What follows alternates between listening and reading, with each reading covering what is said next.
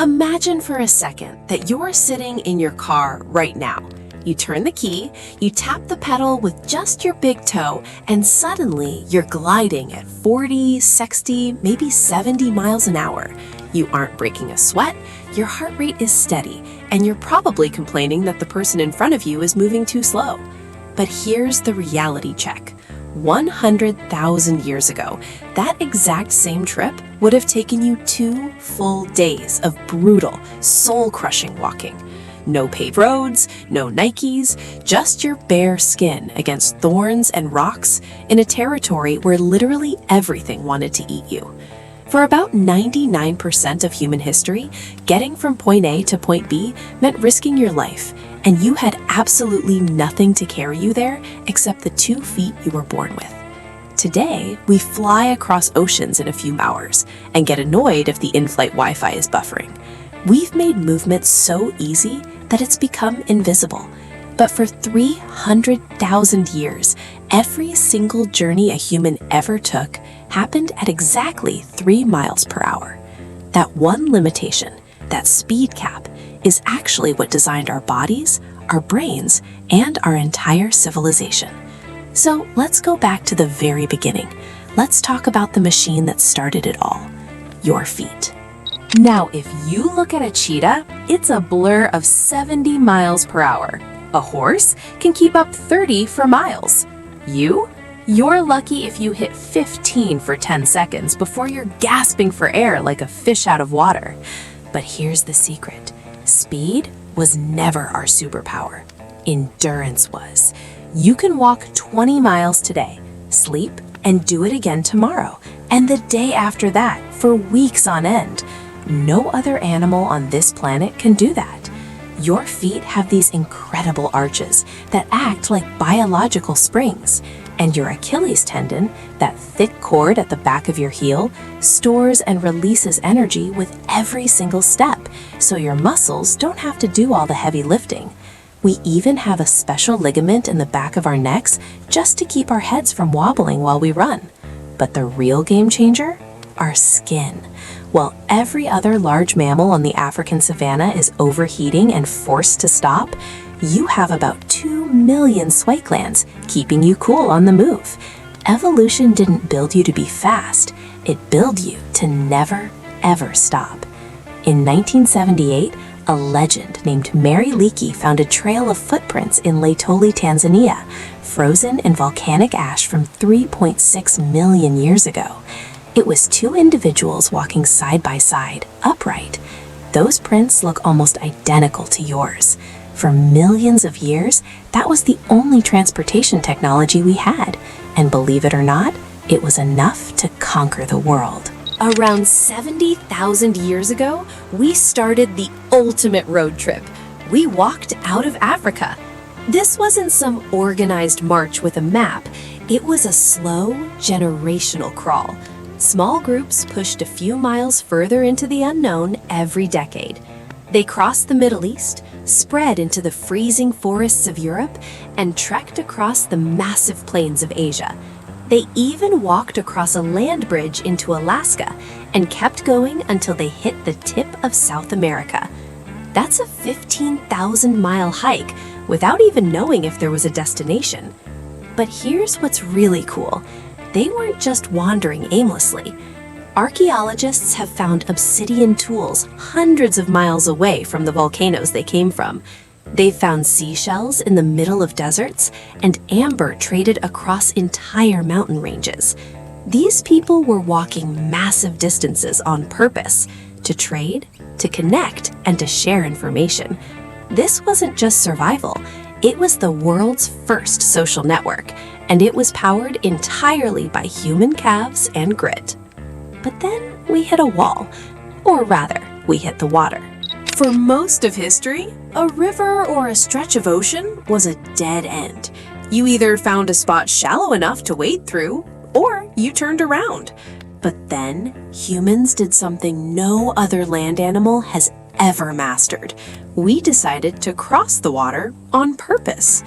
In 2003, researchers on the island of Flores in Indonesia found stone tools that were 800,000 years old. Here's the catch. Flores has never been connected to the mainland. Even when sea levels were at their lowest, there was at least 12 miles of deep, open ocean in the way. That means someone, nearly 1 million years ago, built a float. We don't have the boats because wood rots, but the tools prove the journey happened. Fast forward to 65,000 years ago, and humans crossed 60 miles of open sea to reach Australia. You can't even see Australia from the other side. They didn't drift there by accident. They built something, pointed it toward the horizon, and paddled into the blue. It's the ultimate act of faith, leaving solid ground for a place you aren't even sure exists. This paved the way for the Polynesians, who, starting 3,000 years ago, conquered the Pacific. They navigated thousands of miles using nothing but the stars, the rhythm of the waves, and the color of the clouds. No compass, no GPS, just pure observation. They reached Hawaii and Easter Island in double-hulled canoes, while the rest of the world was still afraid to leave the coastline. Walking conquered the land, and boats conquered the water. But we still had a massive problem. Weight. You can walk 20 miles, but you can't walk 20 miles carrying a 300-pound elk on your back.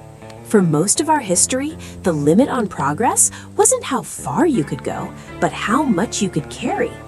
Your body breaks down if you try to lug more than 60 pounds for too long. So we started cheating. First, we dragged things on hides.